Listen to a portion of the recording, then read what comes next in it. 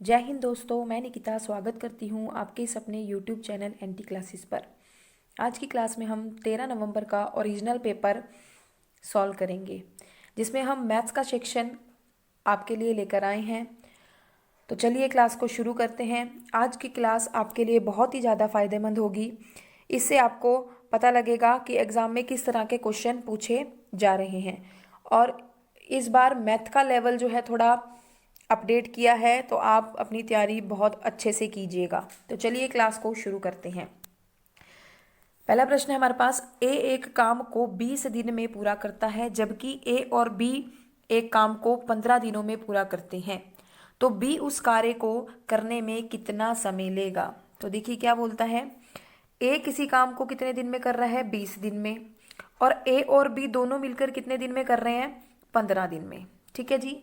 तो कैसे करते हैं, इन दोनों हम नंबर्स का क्या निकाल देंगे, एलसीएम।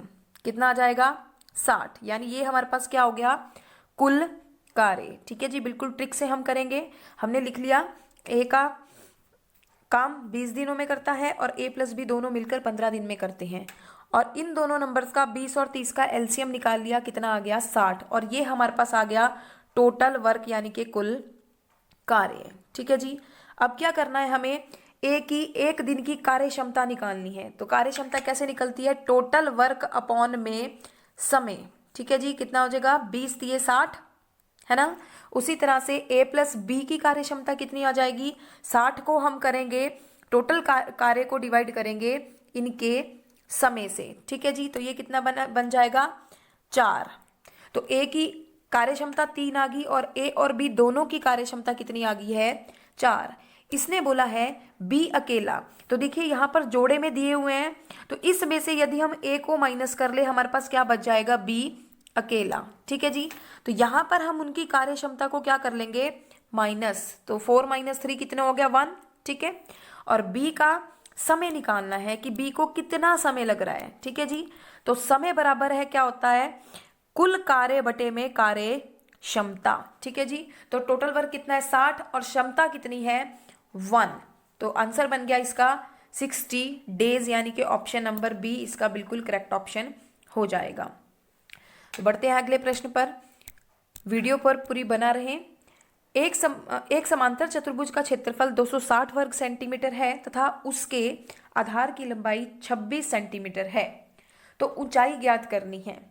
देखिए समांतर चतुर्भुज का क्षेत्रफल क्या होता है, आधार गुणा ऊंचाई।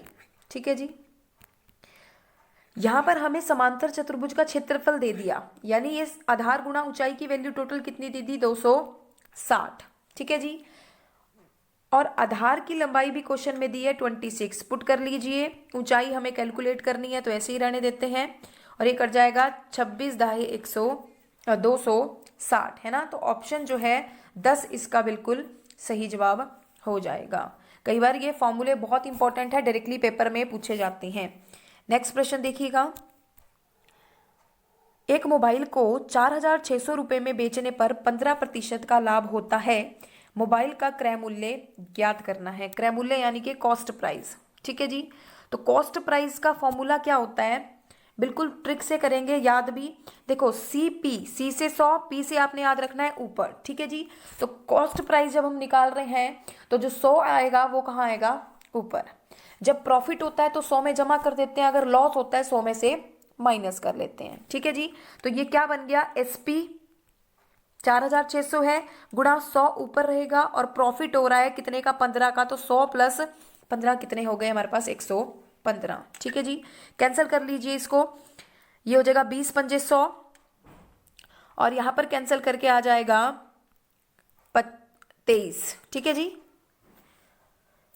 23 दूनी कितने होते हैं, 46। 2 जीरोस थी पीछे लगा दी, और 200 गुणा 20 हमारे पास कितना आ जाएगा, 4,000 इसका बिल्कुल सही जवाब हो जाएगा। ठीक है जी। तो ऑप्शन बी जो है यहां पर बिल्कुल करेक्ट है। नेक्स्ट क्वेश्चन देखिएगा, दो संख्याएं ज्ञात कीजिए जिनका योग 24 है और गुणनफल 143 है। ठीक है। गुणनफल यानी कि प्रोडक्ट, मल्टीप्लीकेशन कितना है, 143। तो देखो जरा, अगर आप इसको ऑप्शन से भी देखें, 16 और 8, तो अगर 16 को 8 से गुणा करते हैं तो 8 8 6 48, यानी यूनिट डिजिट में हमें कितना मिलता है, 8 मिलता है। तो हमारे प्रोडक्ट में तो यूनिट डिजिट कितना है, 3 है, तो ऑप्शन 1 तो हो गया कैंसिल। उसी तरह देखो 12 इंटू 12 का प्रोडक्ट करते हैं यदि, कितना होता है 144, ठीक है। तो ये तो हमारा क्वेश्चन में क्या है 143, तो ये भी जो ऑप्शन है वो यहाँ से एलिमिनेट हो जाएगा। तो आप देखिए 13 गुणा 11, यदि हम 11 को 13 से गुणा करें तो 3 एकम 3, सिर्फ यही एक ऑप्शन ऐसा है जिसमें यूनिट डिजिट कितना आ रहा है 3, ठीक है जी। तो हमारा यही आंसर बन जाएगा, यानी ऑप्शन नंबर 3। आप गुणा करके देख लें तो 13 गुणा 11 कितने हो जाते हैं, 143। तो चलिए बढ़ते हैं अगले प्रश्न पर। वृत्त की त्रिज्या 7 सेंटीमीटर है, तो परिधि यानी कि सरकमफ्रेंस निकालना है सर्कल का, ठीक है जी। तो अगर ये इस तरह के क्वेश्चन जो वृत्त हो गए, सर्कल हो गए, ठीक है, क्षेत्रमिति के सारे फॉर्मूला पर डिपेंड होते हैं। अगर फॉर्मूला आपको याद है तभी आप इसका सॉल्यूशन निकाल सकते हैं। तो वृत्त की त्रिज्या दी है, तो वृत्त की परिधि का फॉर्मूला क्या होता है, 2 पाई r, और पाई की वैल्यू यहाँ पर क्या लेते हैं हम, 22/7 गुणा रेडियस कितनी है 7 दी है, 7 से कट गया 7, और 22 गुणा 2 कितने हो गए हमारे पास 44। पेरीमीटर है तो किस में रहेगा, सिंगल यूनिट में, यानी कि 44 सेंटीमीटर इसका सही जवाब हो जाएगा। नेक्स्ट क्वेश्चन देखिएगा, 18,440 रुपए पर 15% प्रति वर्ष की दर से 4 वर्ष के लिए साधारण ब्याज कितना होगा। तो सिंपल इंटरेस्ट और कंपाउंड इंटरेस्ट का क्वेश्चन जरूर आता है पेपर में, तो ये क्वेश्चन आप एक जरूर पक्का कर लें। साधारण ब्याज यानी कि सिंपल इंटरेस्ट, SI, क्या फॉर्मूला होता है हमारे पास, मूलधन गुणा दर गुणा समय बटे में 100। मूलधन यानी कि प्रिंसिपल, दर यानी कि रेट, समय टाइम अपॉन में 100। हिंदी में क्या बन जाएगा फॉर्मूला, ये मूलधन गुणा दर गुणा समय बटे में 100, ठीक है जी। और मूलधन क्या होता है, जो पैसा उधार में दिया है या लिया गया है, ठीक है जी। तो देखो इस क्वेश्चन में हमें मूलधन कितना दिया है 8,440 रख दिया, गुणा दर कितनी है 15%, दर हमेशा प्रतिशत में होगी, समय 4 वर्ष है, अपॉन में 100, 0 से कैंसिल हो गई 0, 2 दूनी 4 और 2 पंजे 10, ठीक है जी, 5 दिए 15। तो हमारे पास बच क्या गया, सिर्फ ये बच गया हमारे पास, देखो 1844 और मल्टीप्लाई बाय 3 2 जा 6, ठीक है। तो इनको गुणा करके हमारे पास आंसर कितना आ जाएगा, ऑप्शन नंबर बी, यानी 11,064 इसका करेक्ट ऑप्शन हो जाएगा। तो उम्मीद करते हैं आपको हमारा प्रयास पसंद आ रहा होगा। तो ज़्यादा से ज़्यादा चैनल को लाइक करें, सब्सक्राइब करें और कमेंट करना ना भूलें। नेक्स्ट क्वेश्चन देखिए, दो संख्याओं का LCM 225 है, 255 है तथा उनका HCF 5 है। यदि एक संख्या 25 हो तो दूसरी संख्या क्या होगी। देखिए हमें पता है कि दो संख्याओं का गुणा हमेशा उनके HCF और LCM के गुणा के बराबर होता है, ठीक है जी। यहाँ पर हमें पहली संख्या दे दी है, दूसरी कैलकुलेट करनी है, HCF भी दिया है और LCM भी दिया गया है, ठीक है जी। तो आप पुट कर लो यहाँ पर, फर्स्ट नंबर कितना है हमारे पास, एक संख्या 25 है, ठीक है जी। सेकंड नहीं पता, ऐसे ही रहने दो। HCF कितना दिया गया है 5 और LCM कितना दिया है 255। आमने सामने यदि चीज़ें कैंसिल हो रही हैं तो उनको काट लिया जाता है, ठीक है। बट इसकी कंडीशन क्या है कि अंश से अंश डिवाइड होगा, हर से हर। तो 5 एकम 5, 5 पंजे 25, ठीक है जी। तो ये हो गया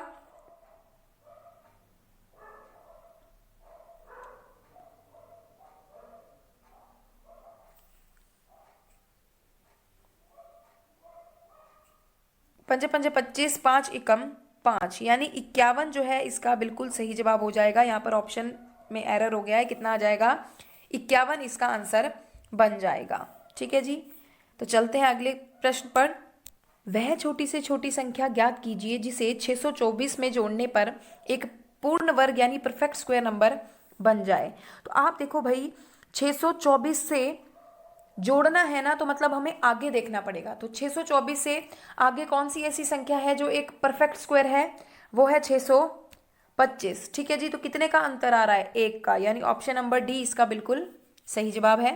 नेक्स्ट क्वेश्चन देखिएगा, और एक रूल भी होता है कि एक परफेक्ट स्क्वायर नंबर में, पूर्ण वर्ग संख्या में हमेशा 5 से पहले क्या होता है, 2 होता है। ठीक है जी। तो यहाँ देखो 624 है और रूल के अकॉर्डिंग क्या होना चाहिए, अगर दहाई के स्थान पर 2 है तो इकाई के अंक में क्या होना चाहिए, 5 होना चाहिए। तो 4 को हमें 5 बनाना है, कितना जोड़ना पड़ेगा, 1। तो ऑप्शन डी सही जवाब। नेक्स्ट क्वेश्चन देखिए, एक टैंक 5 मीटर लंबा, 4 मीटर चौड़ा और 3 मीटर गहरा है, तो टैंक की क्षमता बतानी है। अब देखो, जब भी कभी किसी बाल्टी में, बॉटल में पानी भरा जा रहा है ना, तो उसकी क्षमता उसके वॉल्यूम पर डिपेंड करती है। तो मतलब हम वॉल्यूम कैलकुलेट करेंगे, उससे उसकी क्षमता, कैपेसिटी पता चलेगी। ठीक है जी। तो देखो यहां पर लेंथ दी गई है, लंबाई दी है 5, हाइट दी है 3 और ब्रेथ कितनी दी गई है, 4। LBH यानी कि जो जिस फिगर की ये बात कर रहा है वो कैसा है, क्यूबॉइड है। ठीक है जी। क्यूबॉइड यानी कि घनाव। तो घनाव का आयतन कितना होता है, volume L into b into h. ठीक है जी। तो गुणा कर लीजिए, 5 दिए 15 और 15 चौके 60। ठीक है। लेकिन ये सारी चीजें मीटर में थी तो क्या बन गया, मीटर क्यूब, है ना। वॉल्यूम क्यूब यूनिट में रहता है। देखिए ऑप्शन में ऐसा नहीं दिख रहा है, 1 मीटर क्यूब किसके बराबर होता है, 1000 लीटर। ठीक है जी। तो 60 मीटर क्यूब किसके बराबर हो जाएंगे, गुणा करना पड़ेगा। तो 60 गुणा 1000 यानी ये कितना बन गया, 60,000। ऑप्शन नंबर बी इसका बिल्कुल करेक्ट ऑप्शन हो जाएगा। बहुत इंपॉर्टेंट क्वेश्चन है ये वाला। तो चलिए अगले प्रश्न पर बढ़ते हैं। बिल्कुल इसी पैटर्न पे आपको फाइनल पेपर में देखने को मिलेंगे क्वेश्चंस।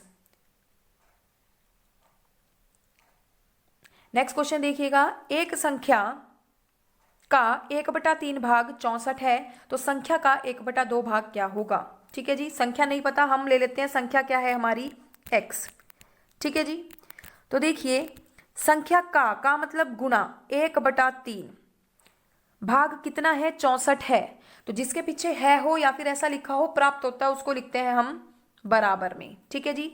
तो x संख्या कितनी आ गई, 64 गुणा 3। ठीक है। आगे हमें बोला है उस संख्या का 1/2।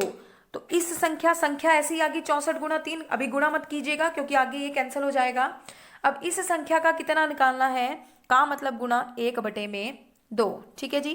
कैंसिल हो गया कितने पर, 32 पर। और 32 गुणा 2 हमारे पास कितना हो जाएगा, 96 आ जाएगा। बिल्कुल सही जवाब, ऑप्शन नंबर सी यहां पर सही ऑप्शन होगा। ठीक है जी। तो अगले प्रश्न पर बढ़ते हैं।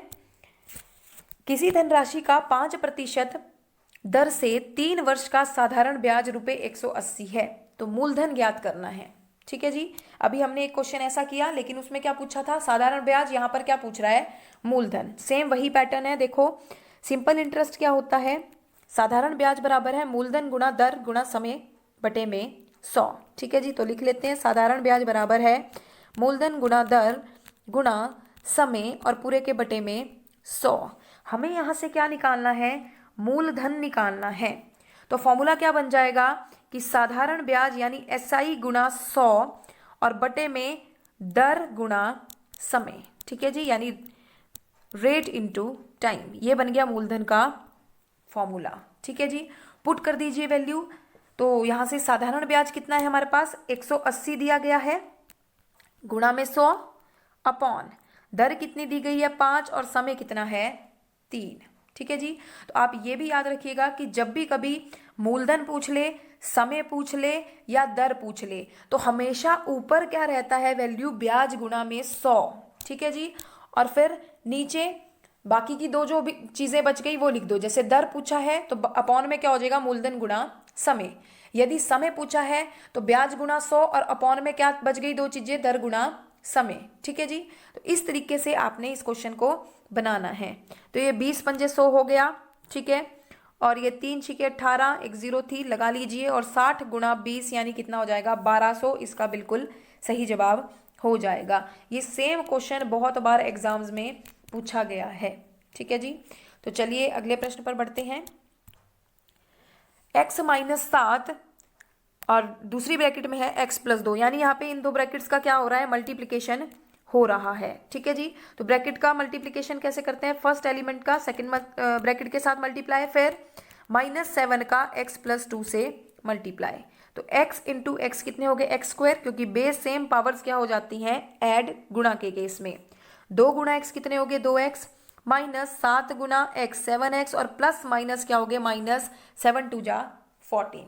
ठीक है जी, ये बन गया x square, plus minus minus, तो 7 में से 2 चले गए, कितने बचे 5x, और ये है माइनस में 14, तो ये इसका बन जाएगा बिल्कुल सही जवाब। ठीक है जी, एक और तरीका होता है, जब भी कभी यहाँ पर जो फर्स्ट नंबर है, जैसे यहाँ पर x दिख रहा है दोनों जगह, ठीक है, ये सेम होना चाहिए, तो क्या कर देंगे x का स्क्वायर कर देते हैं प्लस, अब ये जो सेकेंड नंबर है, जैसे यहाँ पर क्या है -7 और 2, इनको लिख लो, -7 + 2। ठीक है जी, मल्टीप्लाई किससे करना है, x से करना है, और प्लस में एक बार इन दोनों नंबर का क्या कर देना है, गुणा, तो ये बन गया एक्स स्क्वायर। फिर देखो प्लस माइनस माइनस, 7 में से 2 गया 5, और साइन बड़े वाले का इंटू में x है तो 5x, और ये हो गया प्लस माइनस माइनस, 7 2 जा कितने हो गए 14। तो दोनों केस से आंसर जो है सही आएगा। नेक्स्ट देखिएगा, एक पिता और उसके पुत्र की वर्तमान आयु का अनुपात 8:3 है। 10 वर्ष बाद उनकी आयु का अनुपात 2:1 होगा, तो पिता की वर्तमान आयु क्या है। ठीक है जी, तो देखो प्रेजेंट में क्या दिया है, फादर और सन, है ना, रेशो कितना दिया है इन्होंने 8:3। 10 साल के बाद, ठीक है, आफ्टर 10 ईयर क्या बन जाता है रेशो 2:1। ठीक है जी, अभी देखो हमारे पास यहाँ का अंतर है ना, इनमें अंतर समान नहीं है। ठीक है जी, हमारे पास क्या होना चाहिए, रेशो में गैप इक्वल होना चाहिए। ठीक है, तो इस क्वेश्चन में गैप समान नहीं दिख रहा है दोनों में, यहाँ पे कितने का गैप है 2 का, और यहाँ पर 6 का। ठीक है जी, तो सबसे पहले हमें क्या करना पड़ेगा, इस गैप को इक्वल बनाना होगा। उसके लिए हम क्या करेंगे, इन दोनों रेशो का अंतर कर दो, कितने का है 1 का अंतर, उसको फर्स्ट रेशो में गुणा कर देना है। ठीक है जी, यानी सेकंड रेशो के अंतर को पहले वाले रेशो में गुणा। फिर इन दोनों में अंतर देखो, 8 और 3 में कितने का अंतर है 5 का। ठीक है जी, और उस 5 की गुणा दूसरे रेशो से कर लो गुणा। अब नया रेशो क्या बन गया हमारे पास, ये तो सेम रहेगा क्योंकि 1 से मल्टीप्लाई करते हैं किसी भी नंबर को तो सेम ही रहता है। ये 5 2 जा कितने हो गए 10, रेशो 5 1 जा 5। अब आप देखिए इनका अंतर क्या है, समान है दोनों में, यहां भी 5 का गैप, ठीक है, नहीं यहां पर 2 का गैप और यहां पर भी 2 का गैप।